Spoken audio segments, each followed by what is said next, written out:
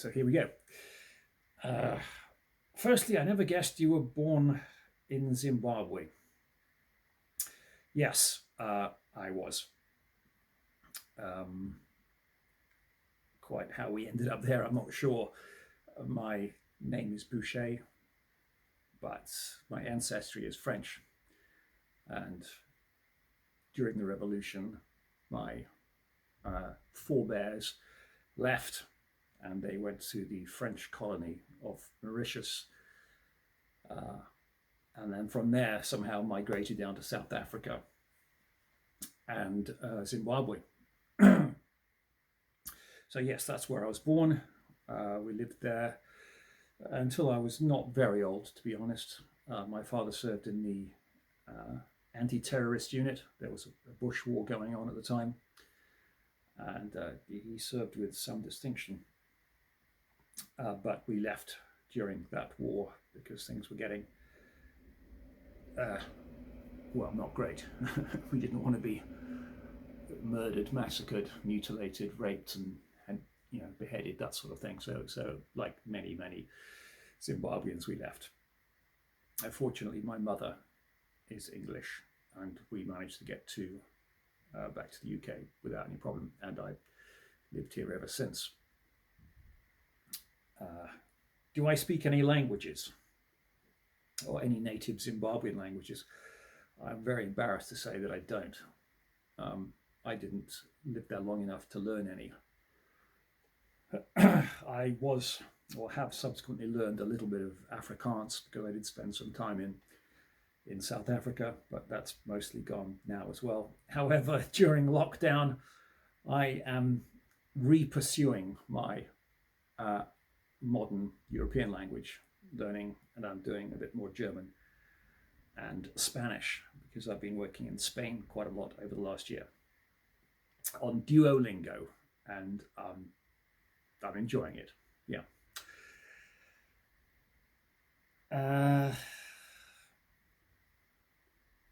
Lots of fans have lots of questions. Do you have any pets? My birthday. Most importantly to the ladies, are you a bachelor? Am I a bachelor? Goodness, that is a term, I think, that is only really used by the journalism profession these days, and I think it is sort of euphemistically applied to to gay men who are in the closet, and well, not in the closet, have they have yet to come out and declare their sexuality, and I think it's a term which has been applied to some celebrities. A bachelor. I can assure you, I am not a bachelor. I, but I don't talk about the rest of my private life. I see you are interested in history, and that I was an engineer. I was an engineer, um, having lived in Zimbabwe and seeing quite grand civil engineering projects out there, like the big dams that we used to go and visit. I think that probably planted the seed of a civil engineering desire. When I was at university, or before going to university, I wanted to do something that perhaps reflected that. I certainly wanted to get a good general degree that allowed me to further my interests in the things that I was interested in, chemistry and physics and maths, and also being outside. If you're from Africa, you obviously love the sunshine and the outdoor life.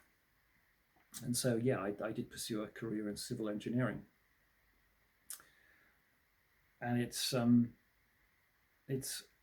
I loved the outdoor aspect of it during the summer. In the winter, it's still mean and horrible, especially in this country where if it's snowing and raining and miserable. But you get the payoff or the payback in the summertime, and the prospect of doing a desk-bound job in the summertime is, well, it's unthinkable for me. Um, so that was one of the reasons I became a civil engineer, and the other one was I didn't really have the courage in my convictions to be an actor, which is what I wanted to do from, well, from the time I was in sort of latter half of my education at school. Are you interested in any periods in history? Well, to be honest with you, I wasn't interested in any particular periods in history. I was more interested in science and physics and astronomy, astrophysics, and I still am. I still have lots of books on that, and I still read lots of books on those subjects. And I only became interested in history as a result of, I suppose, the Shakespearean plays that I studied, the history plays, and the other plays, dramas that I got involved with on a screen basis. So I had to, research those eras. I knew nothing about the Dark Ages at all prior to the Last Kingdom, and so yeah, my historical education has come about really only through my professional acting work.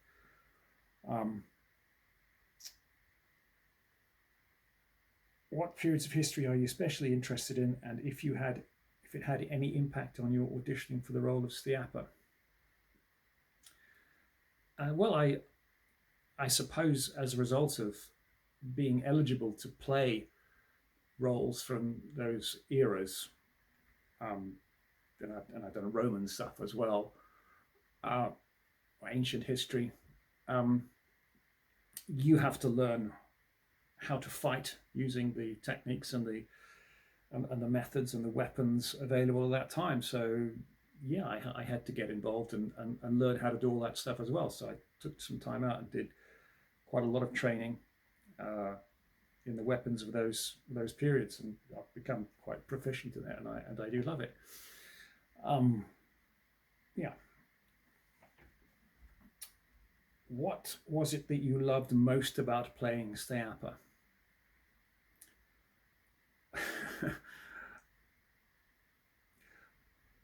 That is an interesting question. What was it I loved most? I think I loved most the notion, the idea, the concept, the potential of Stiapa. Unfortunately, I don't think I was able to realize the potential of Stiapa. A lot of people comment that Stiapa was stifled as a character in the Last Kingdom TV series, and of course he was, and I would completely agree with that. But it is a TV series; it is not the books, and the book character of Stiapa was a huge, great, hulking warrior, sort of invincible in battle, and whilst I am very proficient at fighting, and they knew that, I don't think they were prepared to have their TV Stiapa rock up and save the day as he does all the time in the books. I think they probably felt that undermined their lead character. And I have some sympathy with that, but I honestly don't think it would have detracted from the Uhtred character at all. I think it can only have enhanced the story, the overall arc of things, if occasionally somebody who has a very minor role otherwise comes along and saves the day. But they were absolutely determined that wasn't going to happen, I can assure you. My efforts to try and get my fighting abilities used were absolutely stamped on. And that's fine, that's just the way they wanted to go. That was an editorial, producer level decision. And they still have a successful show. They just do not have the TV version of the books. They have a different version to the books. So it was a disappointment that I didn't get to play Steapa as I would have liked to, and as I think a lot of the fans would have liked. But I still did enjoy it. The show seems to be going in, well, not seems. Nay, 'tis madam, I know not seems, has gone in a different direction to the books, and that has caused a lot of discontent amongst the fans. But it is a different show. It's a different thing. The TV show is different to the books. I personally thought the last season 4, was a poor relation to the other seasons. I think probably if you ask most people which their favourite seasons were, it would probably be something like season 2, 3, 1, or 1, 2, 3. And I think most people would place season 4 at the bottom. But season 4 has drawn in a whole new crowd of people, a new load of fans, and they are drawn to the show on the strength of the themes which are now being explored. Lots more younger characters. I would say less of the grittiness, the drama, but it's still a show that I'll be watching, and I hope a lot of people do. It's served me, and I wish them all the best. Yeah. If you were writing the script, would there be anything you would change about the character or about his storyline? Well, I've answered this question in other interviews. I think as stifled as they made the Steapa character in the time that I was doing it, it would have been okay if they had just allowed him to have one final decent battle and die, if that was their desire, and it was. Obviously, I would have preferred to have had the character live on as he does in the books and turn up occasionally. I would have liked that idea, but they were, somebody on high has made the decision to chop his legs from under him, in the same way that they have given life to, say, the Old Helm character, who did die. Somebody has decided, well, that character is worth living. We are not going to have him killed by Uhtred. We are going to keep him alive and use that storyline. So these decisions are made at a higher level, and there's nothing much you can do about it. When you take your money and you sign on, you have to go with the way they want it to go. On reflection, if they weren't going to allow me to do anything with the character, and they most definitely weren't, particularly in that last season, it's better to be out. And let's be honest, it's not much fun standing there literally hour after hour in long throne room scenes, or even scenes outside beside the king when you're not actually doing anything. You're just standing there. It's debilitating. It's crippling just standing there in the cold. And I know they're out there at the moment in the freezing winter of Hungary. So happy to be out of it.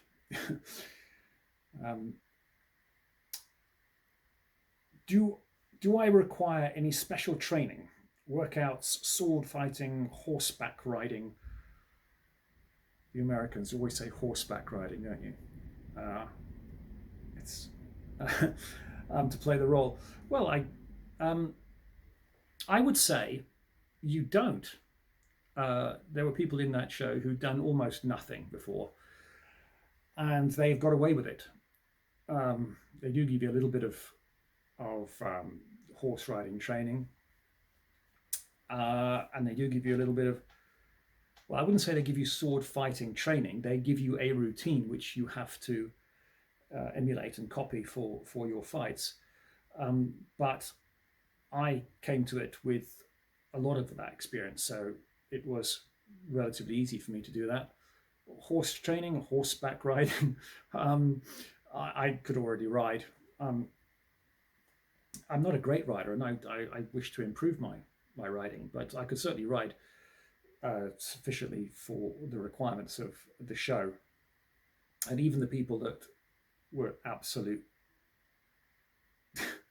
of a low standard, let's put it that way, have gotten away with it on the show. So I don't think you needed anything. I had enough training. I had training in abundance to play my role, and they never utilized that. And that was a source of frustration for me.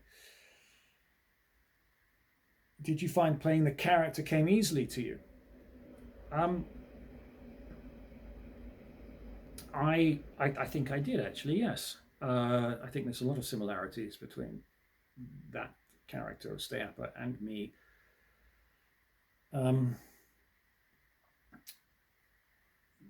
Honest, loyal, trustworthy, committed. I would say that I have those qualities. And also, I'm of a relatively taciturn nature. I don't talk a lot about myself. I'm happy to allow others to have the limelight and keep my own counsel. Was it more or less challenging than other roles you have played? In terms of the character, I would say it was not a challenging role. What was challenging was coming up against a definite desire to not allow me to play the character that I wanted to. I mean, there were scenes, and I would say this is probably true for all characters in probably all shows. Every actor wants a bit more for their character. They want their character to be fleshed out. They want to do more, to show more. So this is a universal complaint, I suppose, but I would say it particularly applied to mine. I would say that the producer that I worked with was absolutely determined to not allow that to happen, and that was incredibly frustrating. I thought it was just me at first. I thought it was paranoia, and I allowed myself to believe that was a possibility. I had to, in fairness, think that perhaps I'm being paranoid about this. And then as time goes on, you realize that just one thing after another, and so many things stacked on top of the other, lead to a pattern of behavior. And in the end, you just have to give up. It's like that. I think it was in was it The Usual Suspects, when you get a whole bunch of people in the room or in the cell, arrested and charged with the murder, and somebody says, well, you know who the murderer is by locking them up for one night in a cell. And the murderer is the one who sleeps easily, just goes to sleep in the corner because he knows there's nothing else to do. He's been caught. It's the others that are frustrated. And once you realize the way things are stacked against you, and they are, and it is unequivocally so, you just give up then, because you know that there's absolutely nothing you can do about it. And in the end, I just wanted to get my scenes done and move on. It was pointless to rail against it. So that was challenging, and I've never experienced that before. There's always perhaps always a friction between an actor and a director. No, perhaps not always, but there's sometimes artistic friction between different attitudes, ways to play things, and they are normally resolved as as a result of a common desire to achieve uh, a good outcome. I did not feel that was the case with my character and that producer, but I can't complain because that's the way it is. But that was the most challenging part of it. Is it the most favourite of the roles you have played? Well, this is always, I think actors get asked all this time, what's your favourite role? And always my standard answer is the one that I'm currently playing, because it's the one that you're currently invested in so much. And I would have loved to have played Steapa more, fleshed him out more and done more. But I did enjoy him. But I can honestly say that the role that I'm currently playing is a much more rounded, interesting, full depth character. And it has been great to have moved on from that. And it's been a very cathartic thing after the disappointments of Steapa to have such a gift, a bonus at the end of it on a new show. So I'm afraid I've had to say goodbye to Steapa, and all the fans in the show have had to say goodbye to Steapa. And it probably would have been quite remorseful had I not had such a good role to come to. So I am grateful that and that's why I've got this long hair. Long hair and a beard. I am playing a character known as Frederick I, or Barbarossa, the Holy Roman Emperor, one of the principal figures in the Third Crusade in a TV show. So perhaps more about that another time.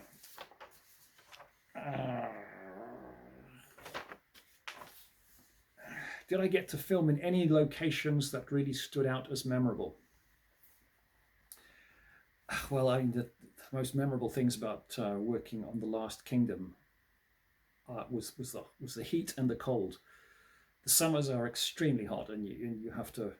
They actually take a break during the summer because it's too hot. The hottest day I experienced there when I was in full mail armor, leather, suede, woolen garments. It was 46 degrees, and I've never experienced anything like that. And even back in Africa or in Morocco, where I've subsequently been filming, that was, it was like being in an oven. And also, and the cold, sort of January, February time a few years ago for the winter season, standing outside, you're literally, you're a frozen block by the time you get home, and you have to stand in the shower for a long time to get warm. One of the battle scenes we did, because of the depth of the mud and the ubiquity of the mud on the battlefield, we had these big, they're like boots that fit over your boots, like huge big snowboarding boots, I suppose. And they're sort of sacrificial boots. So they take all the mud when you walk through, and they keep your feet dry, and you take them off when you do the scene. And it's like walking around with an extra 5 kilos on each shoe, on each foot. And I was stuck in the mud on one occasion, and I was chatting to some members of the cast, and I turned around, and my foot just wouldn't move, and I keeled over. And I knew that this was going to be a big problem if I landed in the mud. But obviously I'm going to get wet and cold and muddy, but it's going to completely mess up my costume, and they would have to drive me back to wherever the costume was and refit it or clean it or whatever the deal was. And I don't think they had another costume, because the other spare costume was being used by my stunt double for the stunt scene. And so I just quite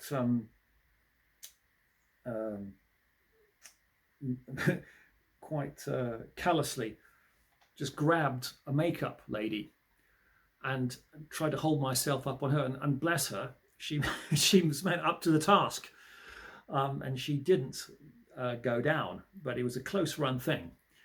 Um, I was quite prepared to land on her, and unfortunately, that would have been the right thing to do, because it would have held up things had I landed in the mud.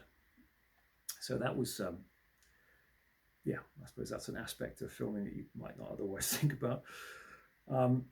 Filming on your new show, Glow in Darkness, has been set back due to COVID. Can you tell me a little bit about your role? I think I've answered that question. Have you been keeping busy during lockdown? Yeah, I've actually been. Yeah, I do keep busy.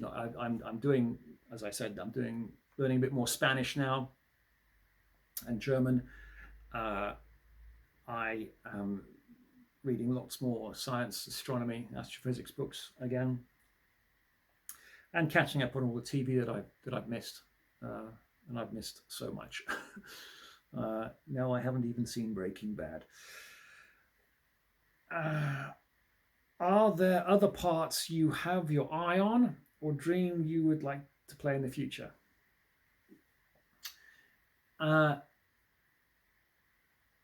Goodness, I've loved playing everything that I've done so far, and unless you're even when you're a massive star celebrity actor, you don't get to do that many roles which are so diverse. You're pretty much playing just variations of a similar character type. So yeah, I'm happy to keep doing what I'm doing. I don't think any casting director is going to afford me the opportunity to be a comedy actor anytime soon, or offer me a love story. That's just the way it is, and I'm okay with that. I'm okay to keep doing what I'm doing, and I'm very grateful for whatever work I can get. So yeah, more of the same. I'm certainly very happy with the role that I'm playing at the moment. The lightning round of questions. Okay, coffee or tea? I was always a tea drinker in my youth, but not much, 1 cup a day or maybe a couple of cups a day. But over the last 3 or 4 years, I have discovered coffee, and I didn't really know what I was missing. And now I absolutely love my morning cup of coffee. And my little admission here is I always have it with cream. I know that's probably not a very healthy thing, but proper cup of coffee with some cream is the best. And I try to limit myself to 1 cup a day. Otherwise, I just can't sleep. So yes, I would say 1 cup of coffee a day, and maybe one other cup of tea. Dogs or cats? Gotta be dog. Be more dog.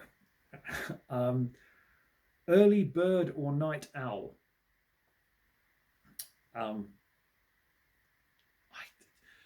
The thing about working on screen is that you get to do both, and I don't mind getting up in the morning, and I don't mind working late at night. It just means you're working. It means, which is great. I would say probably naturally I would be an early riser, and I prefer to be up early rather than to go to bed too late. But I get to do both when filming, and I love doing both. Winter or summer? Oh dear. I don't think there's anything nicer than a summer, a good British summer. I wouldn't want to be anywhere else, I don't think. I do love the heat, as I've said, and a good hot summer in Britain is, you can't beat that. The late nights, the late night daylight is great. So definitely a summer person. Favorite actor? Well, there's just so many, isn't there? Denzel Washington is a guy that I hadn't really had a lot of time for until recently. I think he's absolutely amazing. I love him now. But there are so many. I can't begin to answer that question. I loved Harrison. Can't go wrong with Harrison, can you? But there's just, I mean, there's just, um, what's the guy's name from Joker? Just an extraordinary performance there. Forgotten his name. um, Forgotten his name. Favorite movie? Oh.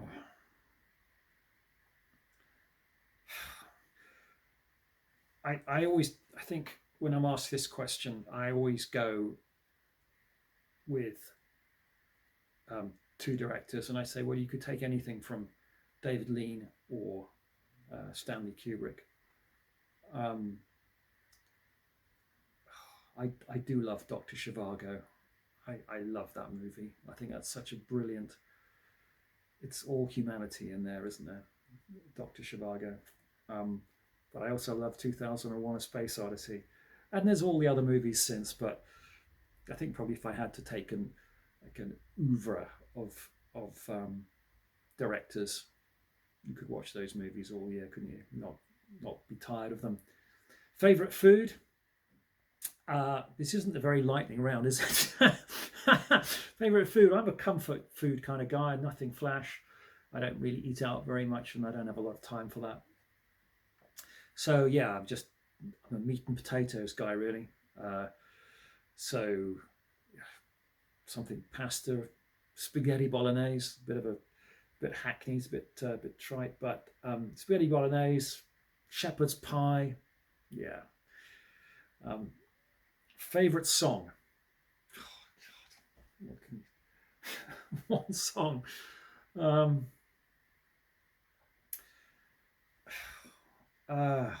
mean, I've not listened to a lot of music in many years, but I managed to get hold of some Bon Jovi tickets a few years ago. I went back to one of their concerts and I absolutely loved it. I used to love Bon Jovi, and I've got some Guns N' Roses tickets for a concert last year, which was obviously postponed, and they've sort of run over, and I've got them again if they play this year. I don't think they'll play this year, so I'm looking forward to going to those. But pop songs, oh God, I can't really stand much modern pop music. It's just, I mean, I did like Lady Gaga in the movie Shallow movie. I mean, that song Shallow and I'll Always Remember You This Way. I love those songs for a sort of pop song answer. Or Cyndi Lauper, Time After Time. I love that. Leona Lewis. What was that one? Run. But yeah, very little modern pop music. But yeah, Always Love You This Way. I was listening to that the other day. So I hope this camera has got all this. I hope it's still being recording, and I hope that is a more comprehensive way of doing these things. And I hope you enjoy the answers.